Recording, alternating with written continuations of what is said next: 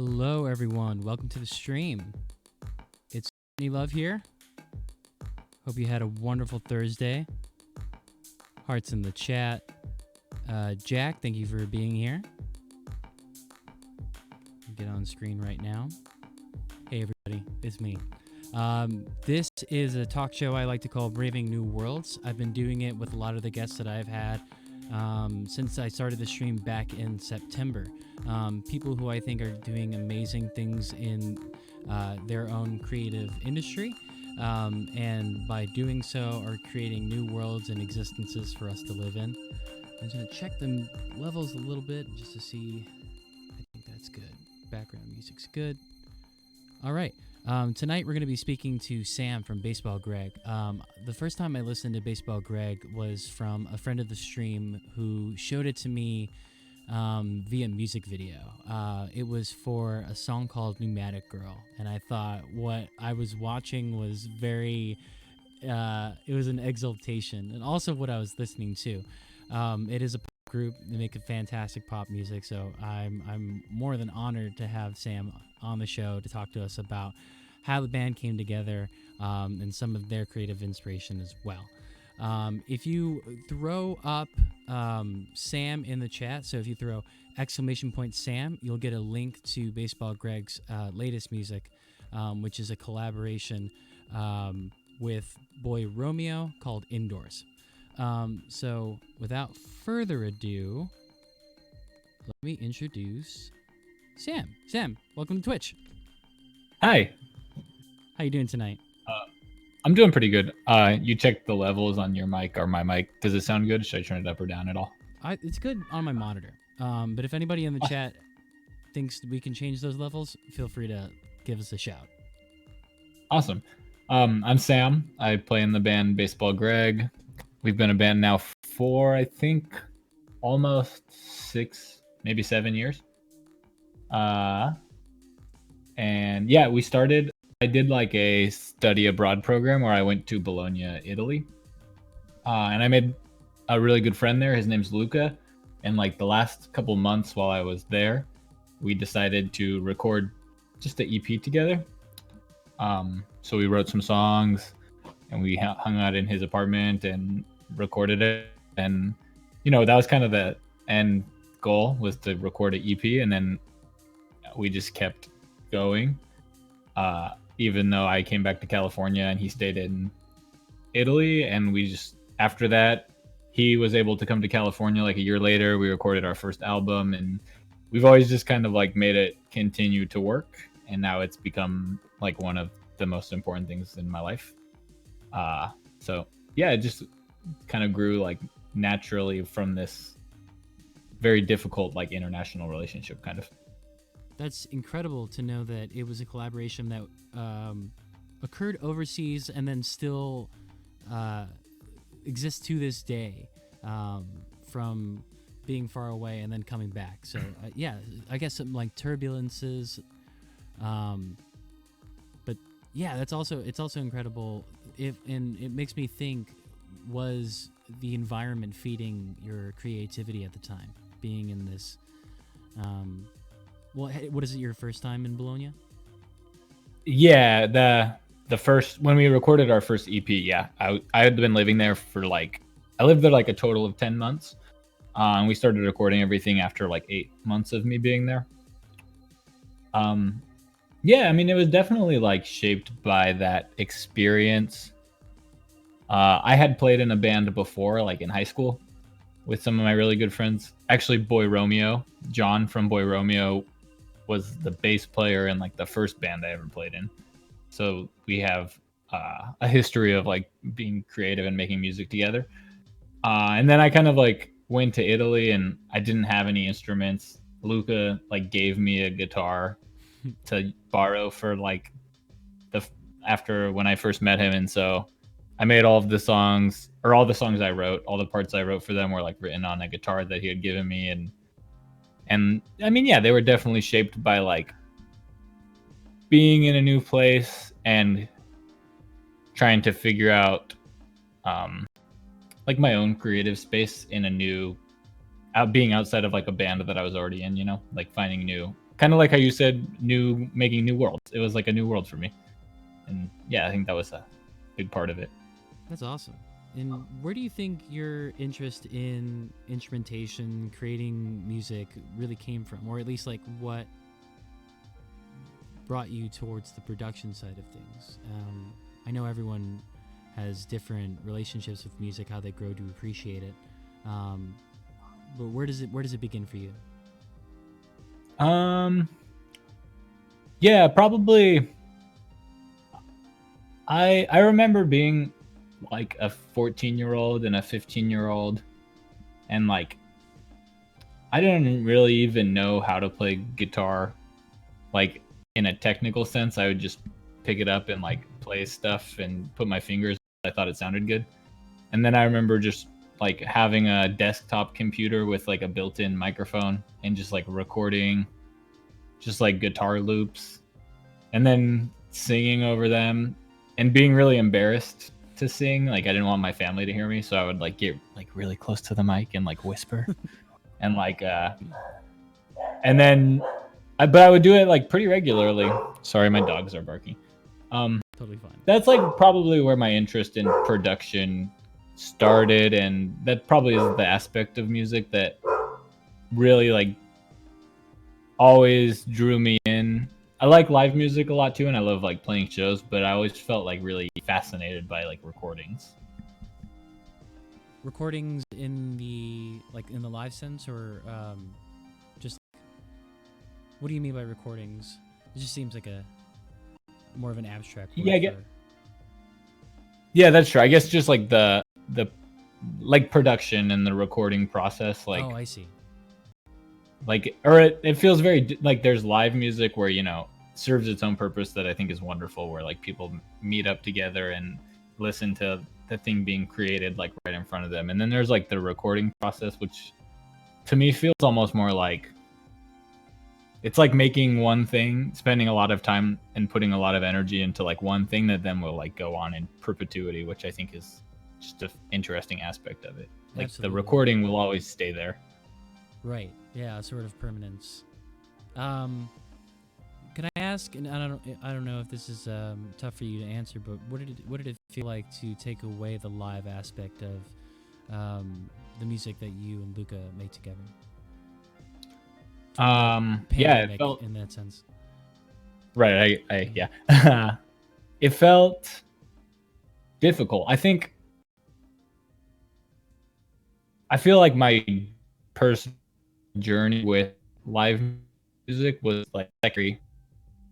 Like I first got comfortable like recording stuff and writing songs um like by myself, almost like, or not necessarily by myself, but just like putting time into recording them, which is a much like slower process. Whereas like probably just in the last like 2 or 3 years leading up to the pandemic, I started to feel a lot more comfortable doing live music, like performing and playing shows, just from like practicing mostly with this band. Mhm. Um, and then it started to be something that I really loved, and I loved um, our live setup is interesting. I have like a band I play with in Sacramento, and Luca has a band he plays with in Italy. So it's like kind of like a two parallel like live groups.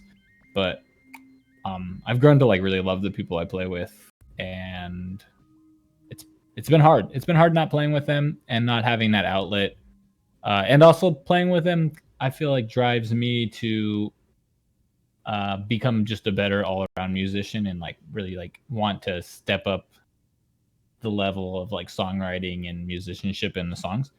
And it's been hard to keep that energy for me going through this pandemic time. That's so interesting. The idea of one band that lives on two sides, both in physical location, but just in like execution of live shows, and that they're happening not necessarily simultaneously, but at the same time they both coexist. I think the closest thing I've ever come to experiencing that, like in a live aspect, is the show Frankenstein that was on Broadway. I can't remember. I think it was Danny Boyle who was doing the live production, directing it, and he had Benedict Cumberbatch and another actor whose name I forget, but rotating the role of Frankenstein in the monster and Dr. Frankenstein at the same time for different shows. Like one week it'll be Benedict, one week it'll be this other actor, which I always thought was interesting. But I wonder if Oh wow. this, yeah, it was really, and I saw that in a theater. It was one of those like Fathom events, like here's a live recording, and so that was the closest thing we got to it. But it makes me think about whether this takes a mature relationship with like ownership in music, where Baseball Greg is sort of an entity, and you both can use that name on a bill, though performing with a different band. Right, you mean like in terms of like parts of the music like I originally created and parts of the music Luca originally created, but we're both taking almost like full ownership of them somehow when we're performing them. Yeah, it is interesting. Like, I enjoy that aspect of it. We'll play songs that Luca wrote, and then we'll play songs that I wrote, and like Luca will play songs that I wrote in Italy, and there's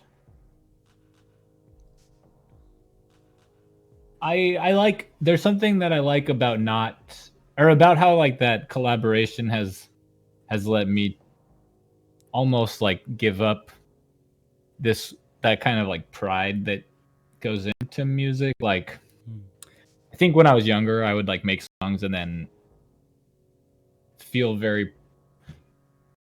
like a sense of ownership or pride about them. And not that I don't feel proud of our music, but like it's been good to learn how to let go of the more controlling pride of about it. Like let something I will have made a song, but like now I'm able to let go of it and let it like be free with somebody else. I really like that for my personal growth too. Like Sure. it lets me let go of the past maybe a little better. Yeah, I think this is really impactful stuff. It seems like pretty things that people are actively going through now, especially with the pandemic, with, the insurrection, the new ideas about how racism is just seething through our regular existence, and capitalism, how we interact with all these things. I think everyone's going through an awakening, but it's fantastic that you at least had this sort of thing to be writing while all of this was going down. And we have a lot of people in the chat. So I just want to say hello to them. Quail Quest, thank you for being here. Brimothy, thank you for being here. Lavender Vaquero, thank you for being here. And Kobe McJones asks, how do you seek out opportunities to collaborate? Thank you for the follow. How do you seek out opportunities to collaborate when you don't have a strong network? They say, just arrived. Sorry if you already covered that. Thank you for the question. Yeah, that's a really good question. Like, I think it depends a lot on, well, I can only really, I guess, speak of my own experience. And the first things that really gave me the confidence even to be able to ask other people if they would want to collaborate on stuff. I think even getting to a point where that felt comfortable enough for me was like a huge journey in itself. And I started playing music with like some of my best friends. And even still in that situation, I remember feeling like almost like scared to, if I had an idea or a concept I wanted to share, it felt intimidating to like push that idea or be like, I think this is a song I wrote that is good. Like we should try to play it all together. And that felt like scary to me. And that was with being with my best friends. But also like that's a necessary fear, and getting over that and like learning to get past that is huge. But I guess in terms of like making a network, or um just my advice would just be to like reach out to people that you know and you feel comfortable just like sharing yourself with, like sharing who you are. And that's like really huge. Like if you can find even one person that like you can show them something you've been working on and they can give you some feedback, or and you can ask them like, would you want to help me finish this? And also probably like there's so many other people out there who want to do things, want to do creative things, and want to do creative things with other people, and they're also similarly just as scared to reach out and to collaborate with others. um, it's also a really big thing to figure out like times and to just be patient, Right. like just reaching out to people but being very willing to be flexible. Like we can work on this once a week, or like do you have a time. Working around people's schedules is frustrating, but it's like hugely important. It, anything that's sustainable, basically. Right. I think in my experience, and the reason why that resonates with me so much is when I found collaborators for a talk show that I do on Twitch. I remember that they were initially hesitant about the work that might go into making the production. But I was very adamant about saying that all the production aspects of it, of like making the show go live, will be resting upon me. Um, and that the only way that you need to participate is just be in the same space with me and then doing what you do best. And now I think I have both of them participating in a way that they haven't before, that um, they are a little bit more gung-ho about making the production way better. And so um, not that it wasn't good before, um, but I think once they hit that initial barrier and realize that, hey, I think I want more people to come over here and like be a little bit more part of the show, um, that I can also participate in this way too. Maybe like getting rid of that hesitancy. Now it's becoming like full on participation in that sense. Yeah, I hella agree with that. Like easing your way into things is very good. Like you don't have to start with this plan like we're gonna be a band and we're gonna go on tour. It's just like let's get together and let's see where it takes us. Let's see how we can create together, and then from there we'll create something. You know, like Mm-hmm. you create it together through doing it, I guess. Yeah. And Kobe has a follow up in that, so it's easier to have an ongoing start to the conversation rather than trying to start something from scratch with a stranger. Um. So the question was: is it easier to have an ongoing start or start something? Yeah, an I ongoing I think project to start the conversation. yeah. I mean, I think anything that we do, um, all of I don't know how to say this in a way that seems correct, but like I think just relationships with other people are like hugely important for so many things. Mm-hmm. And I think that you can't I think that like that's especially true in creative endeavors. Like they're based on the relationships you have with the people that you are creating with. Um so like not that you have to have a pre-existing relationship to start creating with somebody, but like once you enter into a creative partnership with another person, like that is a relationship that you're in. um I don't know if that answers the question. I think it does. uh And okay. if I could elaborate on it in a sense, is that even if you're going into a project with a so-called stranger, or at least someone whose work you're familiar with, then it's the start of a relationship, and I think it needs to be treated as such. Um, where it's like it depends on the attitude that someone has going with an ongoing project. You know, if it's someone that you want to collaborate with, I think that's a little bit different than someone whose talent you want to borrow in order to create something. Um, does that make sense? I think so. I think so.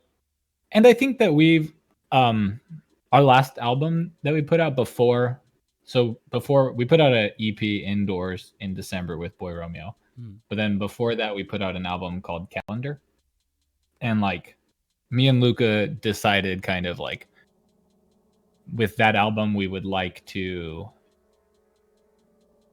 We had like a lot of features, um, and those took in my head they kind of took two distinct. Um, there's like two distinct boxes that they're kind of in my head. And one is like we had people that we would like send the song to and be like, "Can you sing this?" And like I would send them a demo of me singing or Lucas singing like the words and the melodies. Um and then we like paid them like a fixed rate for doing this work. And to me that's maybe more what I would put into like the borrowing someone's talents. Mm-hmm. Um, and then there was another way that we collaborated, which was more with people who we have like real relationships with, where we trust them, and it was like we would like send them a song and be like, all right, here's this like empty space where there needs to be a verse. Can you write something, or like can you do production on this song? And those collaborations were more like they were collaborative. Like we let people take control. And we like the way we paid them was also like they have they just have like songwriter credits in the song, so they get like a percentage of the royalties and stuff. I want to take a quick moment to thank Chromosonic for the raid. We have a party of 11 joining us here, and we've just been hexed. Welcome Cipri, welcome Pumped Up Nix, welcome Sugarmon, Gory Boy, welcome to the chat, Joe Stockdale, welcome Cat Dog, everyone's here. And Kobe says, yes, thank you. I'm really big into recording, producing, and playing music, but I'm not much of a songwriter, so I struggle with finding a good excuse to collab with folks. So there's the context behind that question. That makes sense.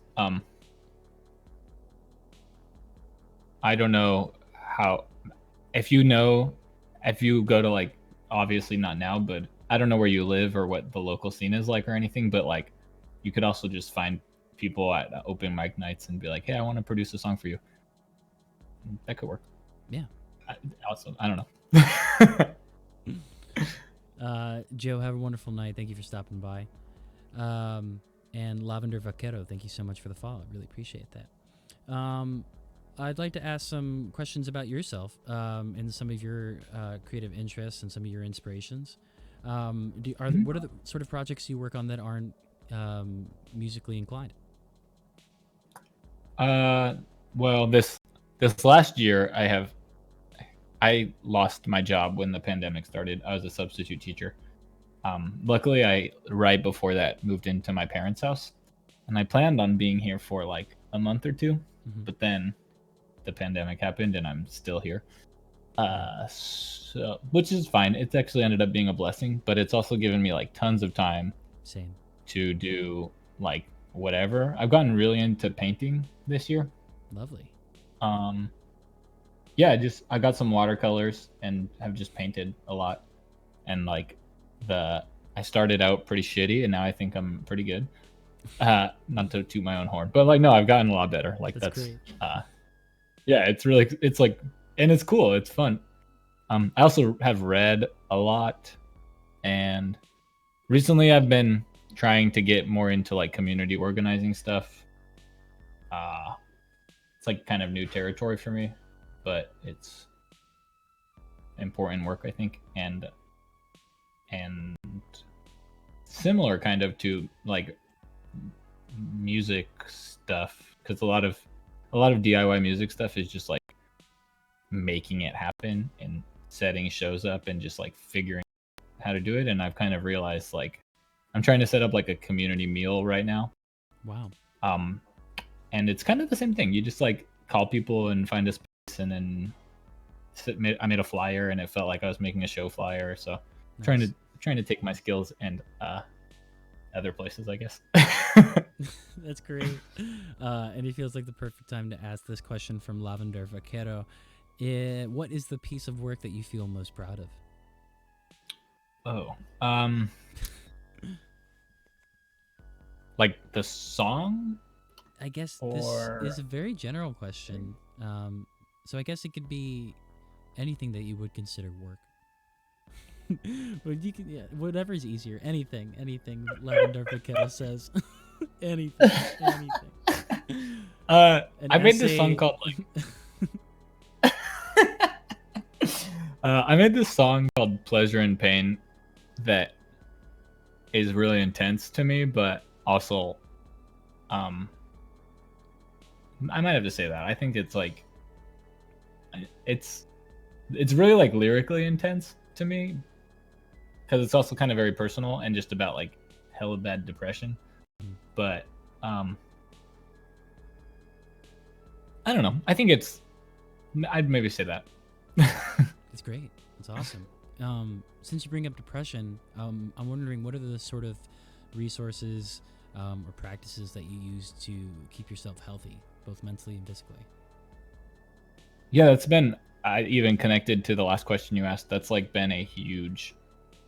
You asked just about creative endeavors, and I feel like one of the things I've worked on the most this whole year has been my own mental health. Mm. Um, and it's been a long journey, like for me, like, but I feel way better now than I did like 4 or 5 years ago. I think there's a lot of things that go into depression. For me, it's like repressed queerness was probably one of the strongest things that like led to me being depressed. So like learning to love myself, or at least like love the just be like, yeah, I'm queer, I'm gay, is like, and just be like, yeah, that's it. But just accepting Legit. that Yeah. and being like, You're too legit to that's quit. huge for, yeah, that's just been huge for me. Like, but also like, um, I've been going to therapy this year. I'm on like Medicare or Medi-Cal.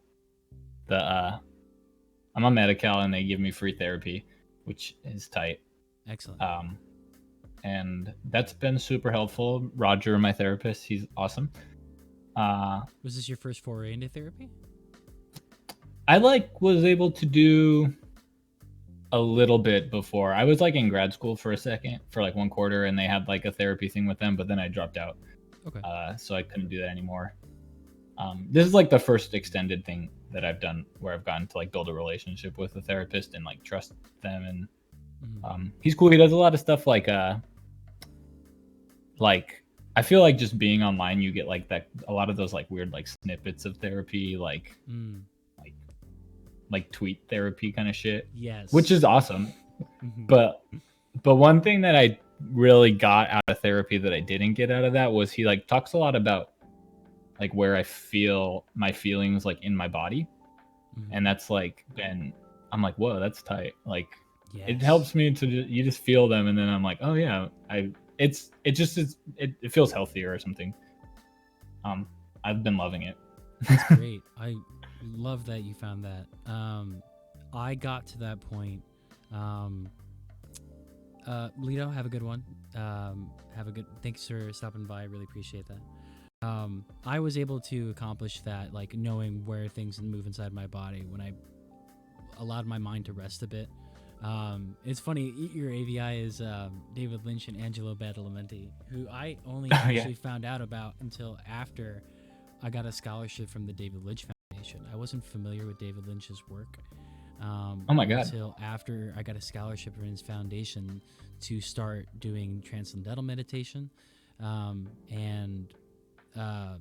So when you talked about how creativity, that question I asked you was also something that made you think about the work that you're doing in terms of mental health.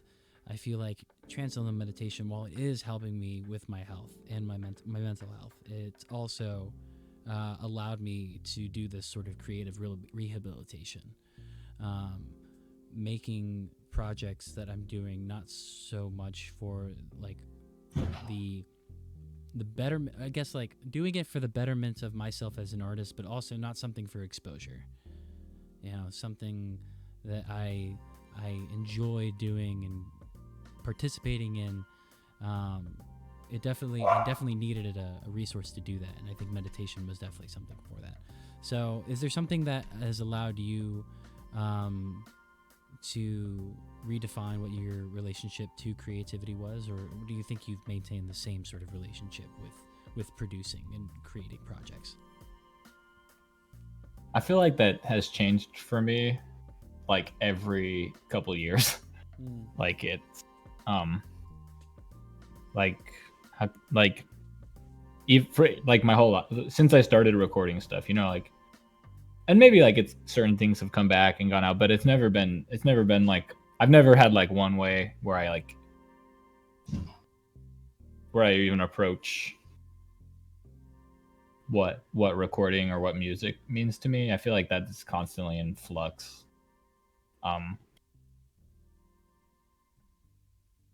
I'm trying to think if there's a way I can like put that into better words I think or those are great more, words. You're at a great start. I like what I'm hearing. or like how to even explain like one there. There's like big changes in Hmm. the way I approach things. Are they Like realizations that yeah, or spark just the difference yeah, in or just perception? what is the function of art Hmm. or music, and it serves a lot of different functions. Um, and I think at certain points in my life, some of my priorities, like just whatever my life priorities are at the time, whatever I think is important, um, is reflected in what I think I want out of art, or what I think art should be doing in the world. Um, and like like how you said, like it's very personal sometimes. Like I know like our second album, Sleep, that we made. Like for me, I was kind of going through this like big um I was going through like a really big life change at that time personally in the way I see like everything. And that was for me a very like personal reflective album. Um and then I think maybe I even got like a little too into it looking back. Like I was like a little too like I had this like idea like everything has to be like perfect because I had like a very clear I got too into it. I just got like too attached to it kind of, and then afterwards it felt looking back it felt I felt like maybe a little egotistical or something because I put like a lot of my ego into it or something like that. That might not even be the right way to put it. But then after that, I kind of wanted to make music, or I kind of didn't want to make music for like a couple months, and then I started again. But I just wanted to do it because it gave me something to do, kind of, and I wanted to make something fun. There and the fun what music even what I get out of it as a listener it changes all the time. Like I will go through phases where I listen to like only like house music and I want to dance, Yeah. and then I'll go through phases where I just listen to like the microphones and Mount Erie, and I'm like, it's just can be so much. So like Hmm. what it's just whatever it is what it is. That Yeah, I get. It made me think about this practice I do with my music library sometimes is that I'll go on iTunes, which basically has all of the music that I downloaded from when I first started using it in 2008 to this day, and so I'll go to songs rather than artists, and then I'll just go on shuffle. I'll start from A and then just see where it takes me. Kind of like the YouTube like poop of like my own music library, which includes like albums I hadn't listened to that I downloaded because this was like where the culture was at. This is what everybody was listening to. Where it was like everyone was listening to the National, everyone was listening to Vampire Weekend, or the Mars Volta's in there because that one cool dude, he told you that Mars Volta is where it's at, or you saw that one video where it's like Mars Volta does a 3-hour show. Um, so it's interesting to see how people influenced me in my own taste. Do you have any of those people in your life that you think are responsible for the um, or I guess helped build your taste? Oh, definitely. Um, when I was in high school, John from Boy Romeo probably influenced me a lot. He would just like show me cool music. We went to high school together. Mm-hmm. Uh, and then more recent years, like I have this friend Kenny. Um, I don't even really know how I met Kenny. He's just like he showed up one day and then he's been in my life ever since. He also from like the same hometown. And he just like he like has the really like just really good music taste and a lot he like knows a lot about music. And he would just share with me like he just shares a lot of music with me and I always think it's really good. We have similar tastes, I guess. So he's been super influential probably in this band's sound too. Just because like he's influential in my personal tastes. Um yeah, just people I know like sharing music with me. And then with Luca, you know, we like bounce music back and forth from each other a lot too. So that's Right. like he'll send stuff he likes and yeah. Yeah, I can only imagine what your chat is like. It's probably just blowing up with immaculate links. Well, I don't know. Maybe Luca's funny. He kind of like doesn't even listen to that much music sometimes, or he'll like say he doesn't. But he also like has a radio show, or he did for a long time, where he like had a radio show for like maybe 3 or 4 years, where he just played music for like a couple hours a day. So he like knew. Mhm. From there, he showed me hell shit. So That's awesome. Is there one thing, or like for me, it would be a lot of things. Like, it'd be like my friend Matt showing me samba music. Um, it'd be my friend Luis showing me the Talking Heads. Um, and like those are like not things that made our relationship so great, but it was just like those are things that I'm really grateful that they showed me. It's like I know the person who showed me Nirvana. I know the person who showed me like these really big influences in my life. Do you associate people with particular like things you listen to? probably yeah, definitely. Mm. Like you said, I have a friend Luis that shows me a lot of music too. Like I always think of he shows me like a lot of like Brazilian music. I always think there's this artist I really like, Malu Malgahayas, and I like heard of them. Luis is like showed me her, and he showed me these really awesome videos of her and her band playing like kind of like classic bossa nova songs, like that song Mm-hmm. Onde Anda Você, Awesome. and or like Kenny. I always think of Kenny when I think of like that band Blue Nile, who I really like. Or yeah, there's people that I associate with certain bands. Um, yeah, Hell yeah. music's weird like that too. It's Mhm. also a way that you build relationships with other people, and like that's super important. Absolutely.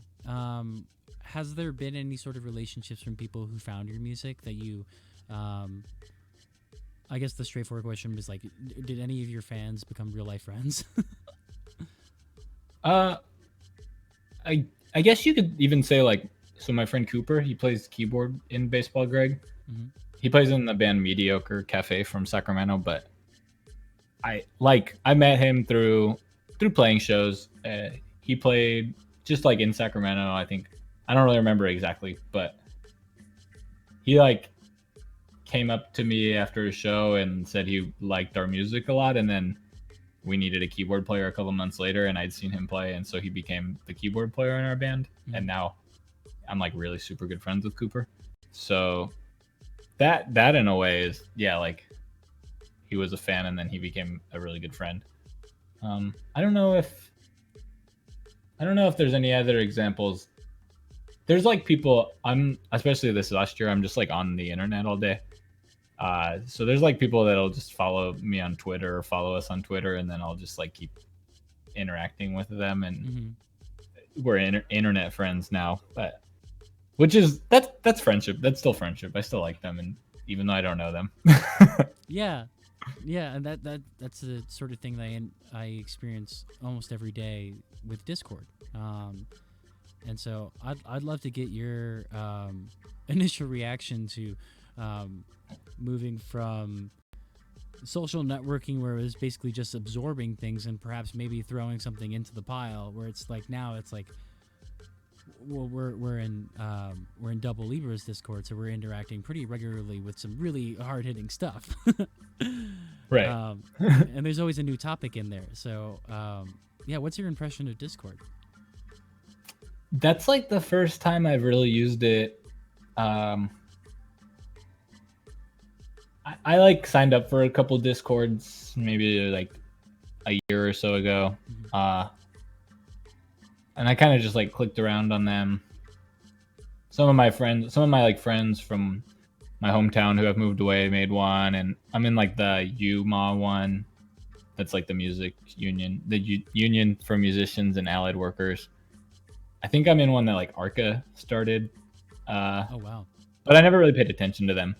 But then yeah, we're in the Discord with double Libra and like Evan and all the one people that Evan knows, and I like it. It's cool because sometimes, especially this past year, like I just want to talk to people who aren't my parents. Like I love my parents, but I need to like exchange ideas with other people.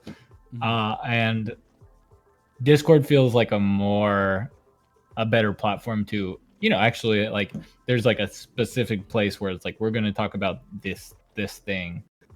But it's not like Reddit where it's like you're discussing with like the whole world. It's like a still a group of people where you know who they are more or less, and like or you get to know who they are.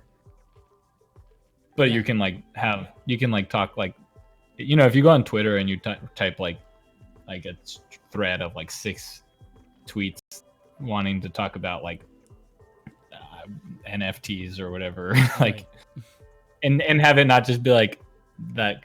Twitter's always like you have to like, is it good or is it bad? You can't just like talk about stuff. Right. It seems like, but it's nice to have a place to just like discuss things and just talk about stuff, I guess.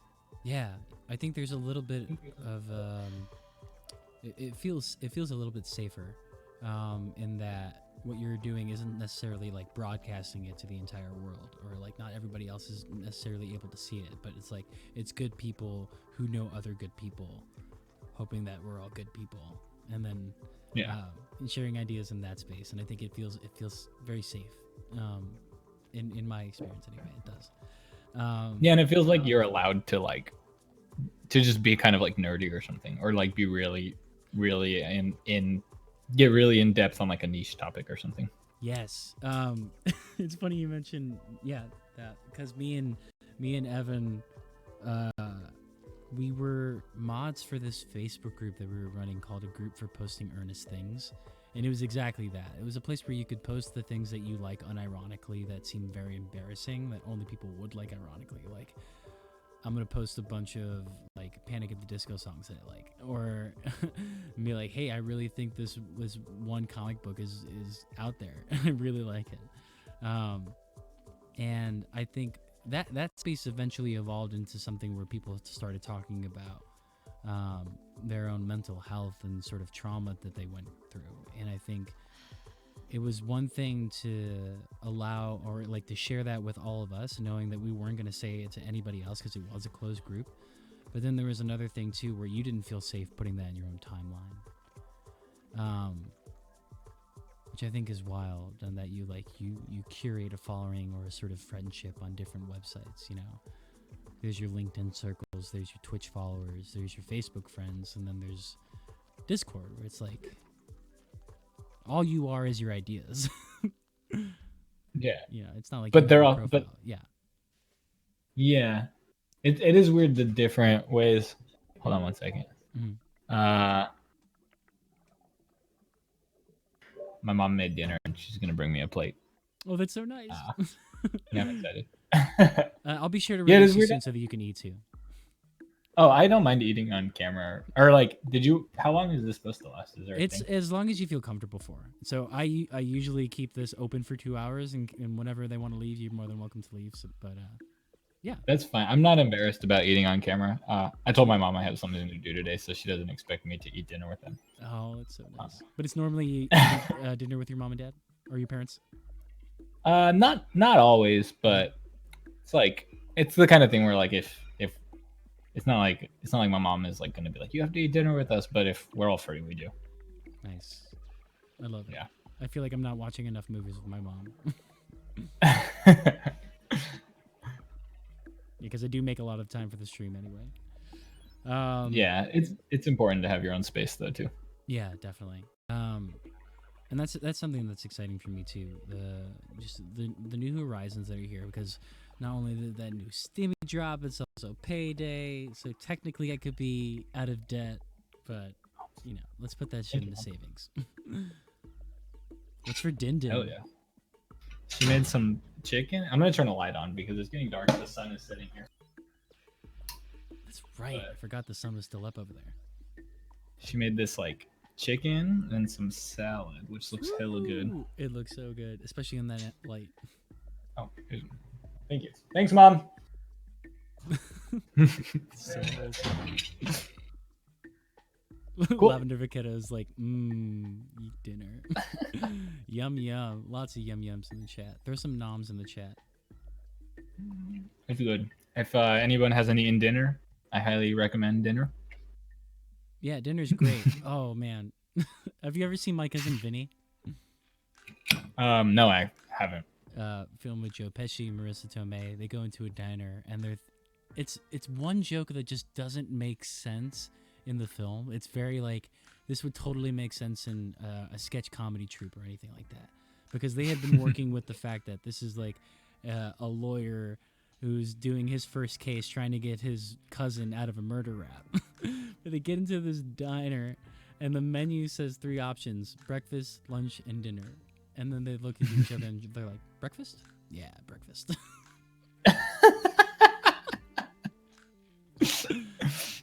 So That's ridiculous. Yeah, it's one of my favorite moments in cinematic history. Marissa Tomei, deeply underrated, yes, but deeply appreciated, I think, nowadays. She's done some good work recently. And since we're talking about pop culture, what's been your pop culture intake? What sort of, because you said you've been reading a lot. Are you watching anything on stream? What have you been reading recently that's interesting to you? And you can also talk about music too. Yeah. I guess we're streaming. You asked about streaming, so I've been watching the whole pandemic. I've been watching Bitch Pudding's drag shows.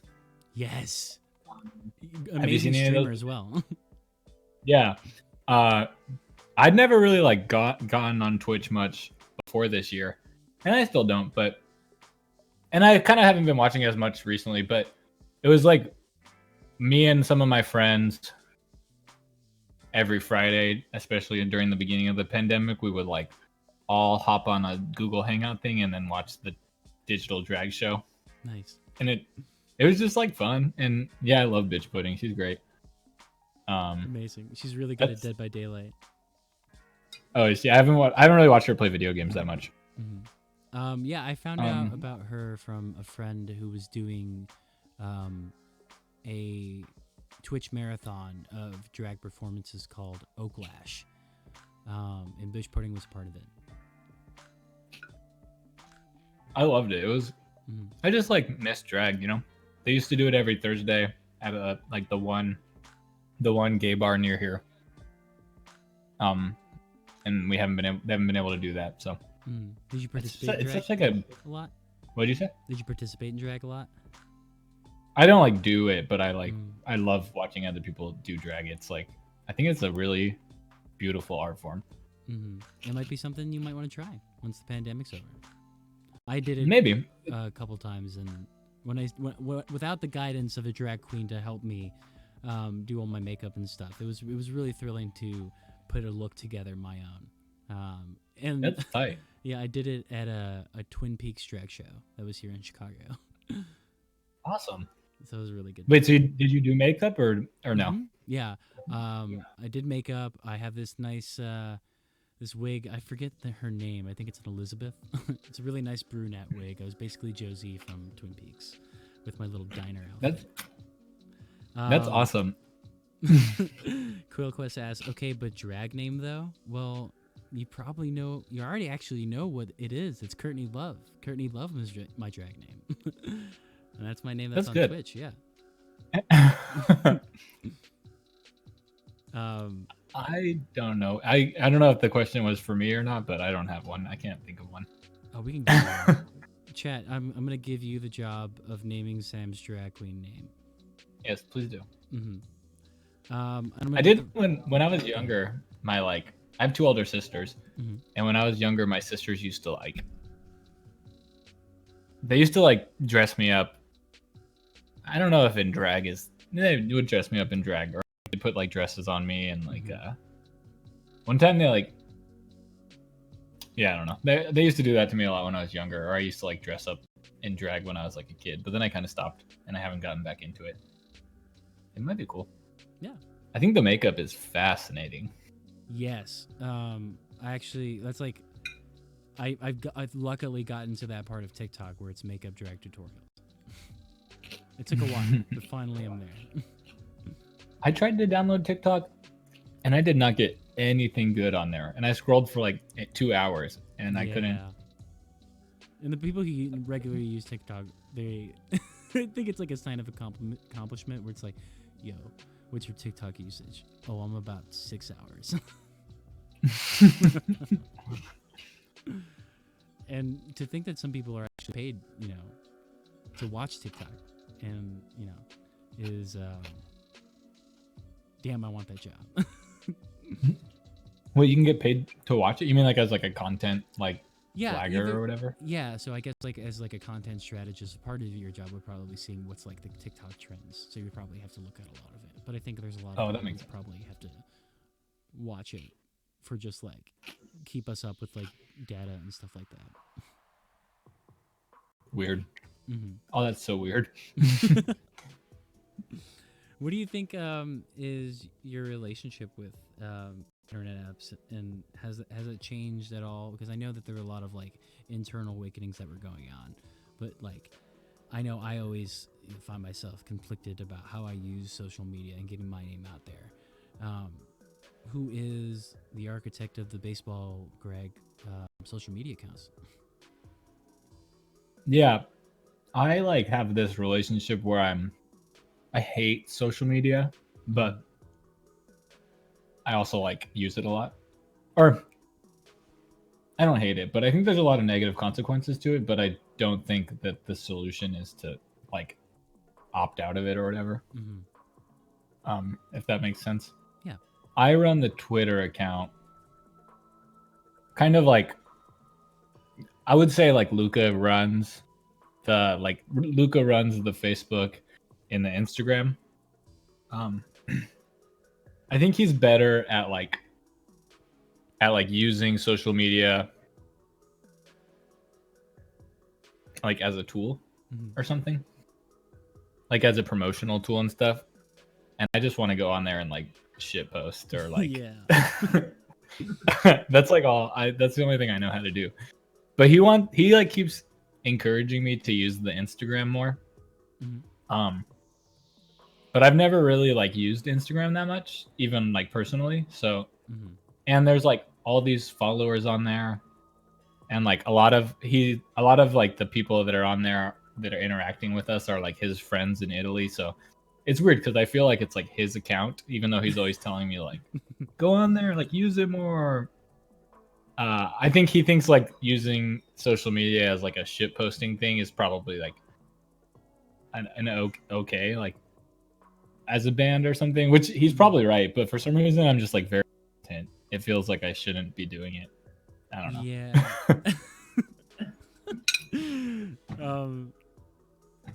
I don't know if I agree or not. But I do want to say that Lavender Vaquero might have given you the best drag name, and it's Dasani Aguita, which would be a good drag name. Dasani Aguita? Yeah. Dasani Aguita. Yeah, I love it. I think yeah, I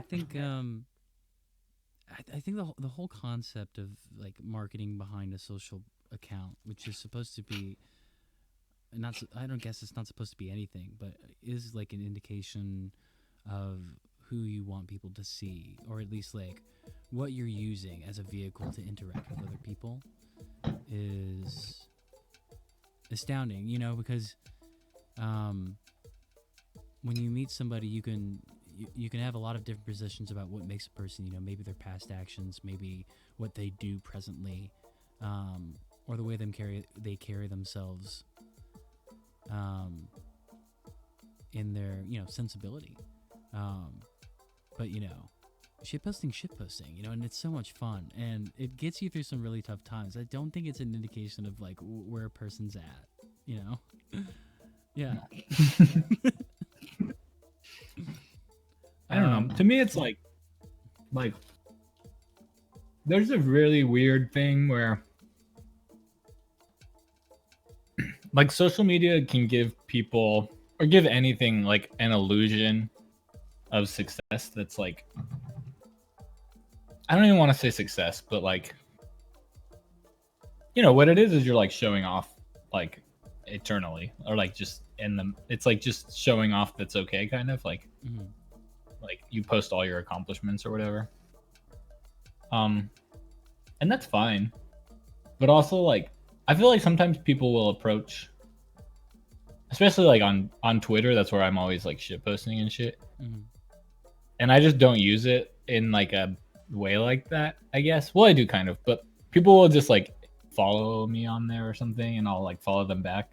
And like every once in a while they'll be like, "Oh my god, I can't believe you followed me back." And like I don't know. I don't know what relationship people have to our music or to us, but to me it's just like, well, yeah, I mean, you're trying to talk to me on here and I'm down to talk, so Mhm. I'll talk to you. Like, I don't know. Like I'm not better than anybody. And like but social media has a weird way of like creating social hierarchies and stuff too. Like Right. some people are elevated and others aren't, and it's I don't know. It's just weird. Yeah, it's all weird. Drag name idea, and this is from Kobe McJones. Your favorite soda and your least favorite soda.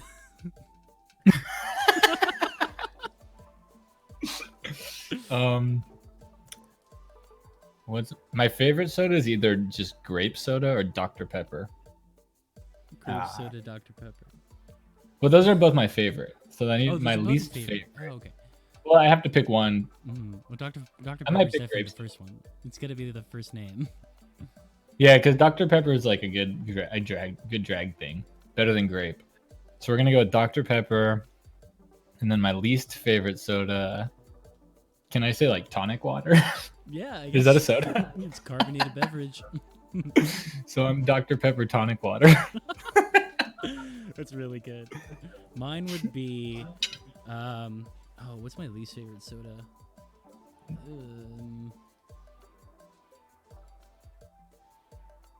Shoot.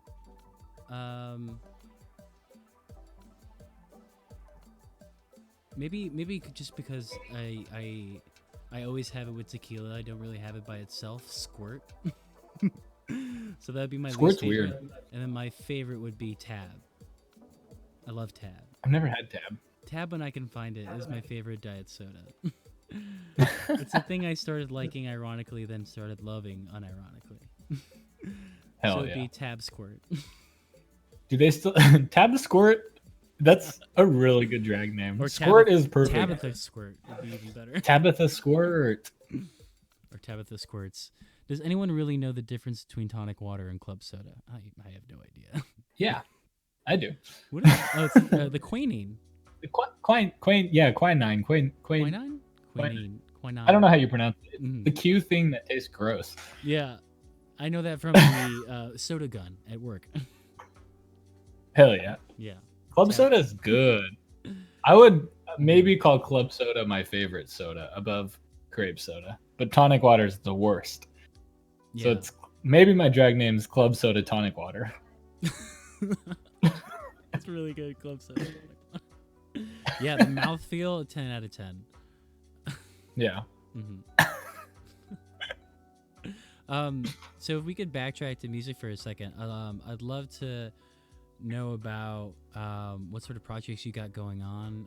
Is there something you're excited about that involves baseball, Greg, or is a personal project that you're working on?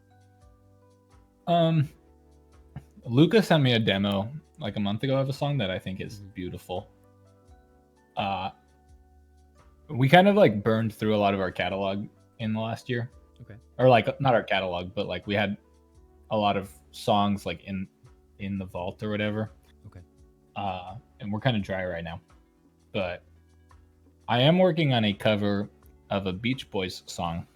Uh, Ooh. I started a, I didn't start it, but I'm part of a Beach Boys club. Um, every 2 weeks we like meet up and we listen to another Beach Boys album, Oh, and that's we're doing great. their whole discography in order. Uh, Have you guys gotten it's been to awesome. Landlocked yet?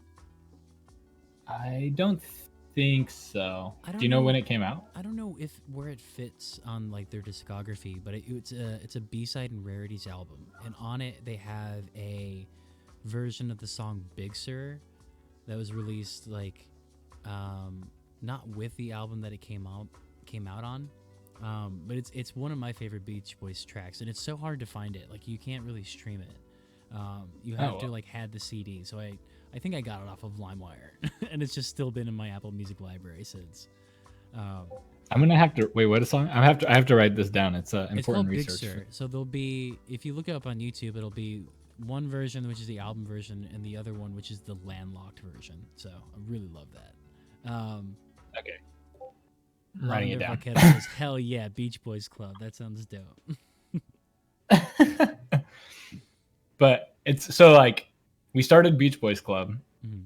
and then there were just four of us in the Beach Boys Club, and then after a couple months, we were like, what if we do a compilation album where we make covers? And we were Wow. like, yeah. And then we were like, well, what songs do we want to cover? And then we were like, well, what if we open it up to anybody can submit? So we Yes. did, and we did volume one. It's already out, and volume one was like anything up to Pet Sounds. So we got like 40 something songs, Wow. and it's on Bandcamp. Um, Do you know the I name could of maybe that? Drop a link in yeah, the let me chat. find. If you look up "Don't Worry BBY," "Don't Worry BBY." Oh wait, maybe not. Hold on, I'm gonna find it. Okay. Yeah, that sounds Uh, incredible. I'm definitely gonna listen to that. I have it in our purchases. I could drop it in the chat maybe That's of the great. Yeah, stream. it'll totally work. Okay. Mhm. So yeah, we made this compilation, and then we're making part two. Is like, if anybody wants to submit anything, let me know and I can get you the link to sign up for a song and stuff. But so I'm working now on a cover of that Beach Boys song Disney Girls, if anyone knows that song. It's one of my Whoa, favorites. that's a great one. That's a great choice. I love that song. It says you're off. Oh no, this is the wrong Courtney Love. This is Love, and you're just Luv. Mm-hmm. Mm-hmm. Cool. All right, This is here it's incredible. in the chat. 41 tracks. Wow. This is huge. Sure. So yeah, everyone in the chat, check out that link. Do you want to check out some Beach Boy covers? But yeah, that's fantastic. I'm really excited about more baseball Greg music. This has been a real pleasure, Sam. And I don't Yeah, want it's to been take up wonderful. too much of your time. So I'm thinking, what else would you like to explore next? Because you said that you were working on some painting. Are there other mediums that you'd love to explore? That you perhaps have the time to do, or since you're living at the parents' house? Yeah. I've also done some like a lot of writing this year. Well, not really right. I did. So I like wrote. I wrote this weird thing towards like from like October to December, when before COVID, that like last October and December, so 2019. Okay. Uh, that I ended up like printing out, and I put it in like a zine format and printed. Oh, thanks, mom. I like printed it in like a zine format and like made like 20 copies of it and have given them to people. Which I like writing a lot. Mm-hmm. And it's another medium I've sort of been exploring or trying to get more confidence in this year, I guess. And I've done a little bit of writing. But yeah, I've been writing too. Excellent. That's awesome. Yeah. Are there any sort of like writers that that inspire you? Because I guess we didn't really get to like creative inspiration, and I'm sure that your contemporaries or the other people that either you collaborate with or are in part of the circles that you were a part of inspire you on a regular basis. But are there what are some of the biggest inspirations for you when it comes to making music? And I guess if you can also talk about writing as well. Yeah. I love the Beach Boys, obviously. I also like I really I really like I really love that band XTC. Yes. Plans for Nigel? That band. Yeah. Yeah, Making Plans for Nigel. And the whole album, like Skylarking, is like my favorite. Um I really like Kanye, even though he's got taken a dark turn. I think his music, especially his like first like 6 or 7 albums, are like amazing. I like kind of a lot, and that's slowly changed. When I was growing up, I got really into music during like this kind of like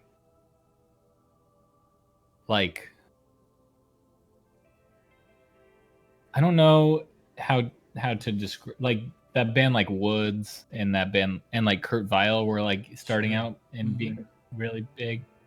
I saw Kurt Vile play in like a house in Sacramento when I was like a sophomore in high school, and it was like amazing because then like 3 or 4 years later he was like playing like Coachella or whatever. Sure. Uh, that kind of stuff was like really important for me to like even start playing music, like seeing these bands that I liked and then just like being able to see them play like in people's houses or in kind of like fucked up venues in Sacramento. Right. And it was like, whoa, I could do that too or something. Yeah. And then kind of classic pop stuff. Would you say you were a part of the house show like DIY scene in your hometown? Yeah, it was crazy. Stockton hit hella hard by like the 2008 recession. Okay. The city went like bankrupt like a couple months before Detroit did, and like it was the largest city to go bankrupt before Detroit did. Okay. And I have hella thoughts about it, but there was like a couple months or like a couple years where we had just like the DIY music scene had like access to all of these abandoned buildings that we were just throwing shows in. Wow. So my friend Frankie, he plays in this band Surf Club. And he became super good friends somehow with like this guy named Lom who he just like owned a strip mall in Stockton, but like half of it was empty. And so like wow. and they became friends, and he was like, you can throw shows in here. Wow. And so he started throwing shows in like the strip mall. And then like the same thing happened with this other guy, but he kind of turned out to be like a gentrifier. It was kind of fucked up. But we were having shows in like this abandoned space that like used to have like NA meetings in it. Um,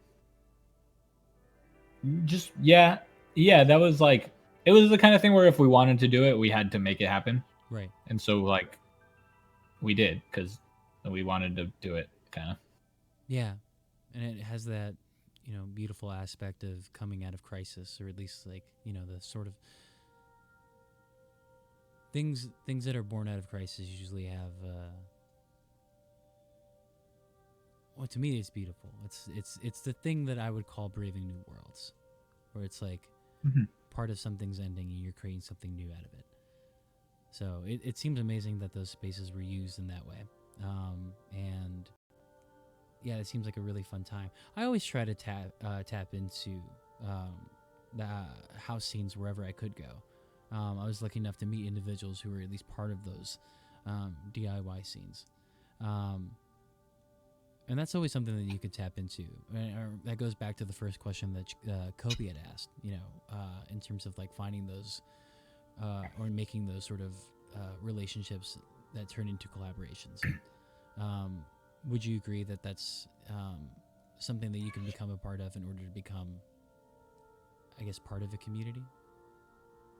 Yeah, I think like being into music and having like I moved to Italy and like found a home there by like just following the music scene, kind of. Mm-hmm. Like it's like you can go anywhere and you can find people who are also making music, and like earlier I was kind of approaching the same question from the like perspective of like your relationships will help your creative endeavors, but it works the other way, like follow your creative inspirations and you will make your relationships too. Like, and yeah, you can go anywhere and you can like kind of tap into the same, not the same, but like you can tap into that in like most cities if you look hard enough, I guess.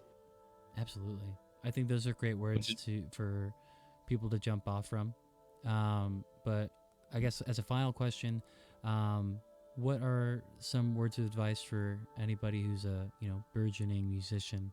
Um, any things that you wish you knew when you started?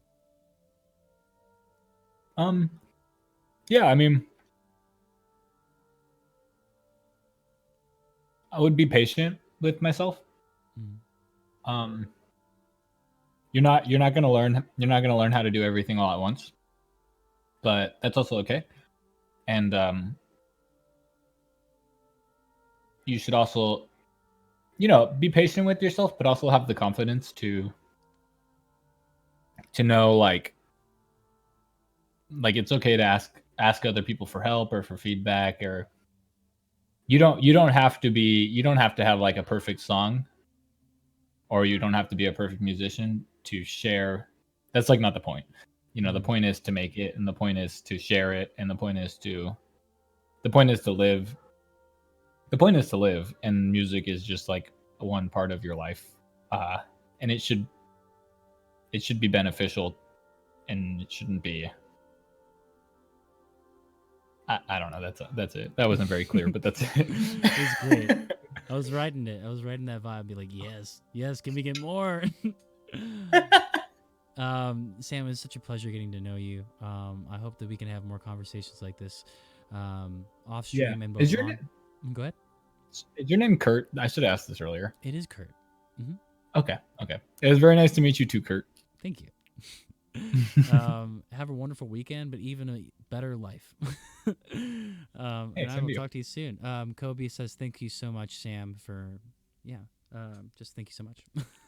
Yeah. Thanks And for watching, everyone. yeah, of course. Thanks everyone who is here. Thank you for the new follows. Thank you Chromosonic for the raid. Lavender Vaquero for the follow. Kobe McJones for the follow. Gregoroni. It's been a wonderful day. Um, yeah, I'll see you all next on Saturday. We're going to be having choreographer and dancer Gianna Renata doing a little performance with us and having a conversation with her and her creative inspiration. But for now, thank you all for watching. We're all going to be doing a raid in just a second. So, where should I sign up for submitting a Beach Boys song? Kobe McJones asked. Um, If you want to give me the link, I I can whisper it to them. I can find it. It just might take a little bit, and then I can just post it in the chat if that is fine. Yeah, let's do it. Okay, I don't mind searching. I posted it. It was just been a little while. Oh yeah, no worries. Um, there's like a weird thing too where we tried to avoid too many doubles on songs, so you can like look to see. We also don't want to like not let people sign up for doubles because on the first one, a lot of people signed up and then didn't submit in the end. Okay. But you can look through and see what songs other people have signed up for. We'd love to have any submissions are welcome. I love that. We also are all the funds are being donated. We have to find out who to this time, but where is it? It's been a while. I'm like just scrolling through my Twitter feed because I know I posted it Yeah, on no here. worries. I feel like I should be a little bit more organized with my links too. Things off the cuff are getting harder and harder these days. Here. Found it. I know. My phone also did this really weird thing, like where it, like, all of my contacts got deleted, and then I tried to fix them, and then I accidentally deleted all of the data on my phone. No. Okay, I just posted it. I'm so sorry to hear that. Oh yeah, the legendary. I lost my phone. Send me your number. New phone, new disc. I know. I have like nobody's number anymore. It's really frustrating. But well, enjoy the rebirth. yeah, I'm thinking of it as a fresh start. Yeah, it's great. All right, Sam. Thank you so much for being here. All here. right, Kurt. It was great to meet you. Thanks so much for having me. Yeah, of course. Anytime. Okay. Have a good night. Peace out. Bye. Bye. All right. That's Braving New Worlds, everybody. We're going to be back on... Ooh. Baseball Greg, thank you for the follow. Has a wonderful ring to it, doesn't it?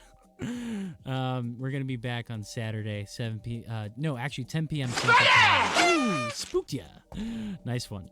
We're going to be back at 10 p.m. on Saturday with Gianna Renata, dancer and choreographer, who's going to be doing a nice performance for us, and we're going to have a little chat similar to this one. I'm Courtney Love. I'm a variety streamer. You can find interviews, casual gameplay, live music, all on this channel, so I appreciate the follows. We're going to be doing a quick raid, so let me just go see who's online. And I will throw something in the chat, but I'm going to throw on the goodbye screen right now.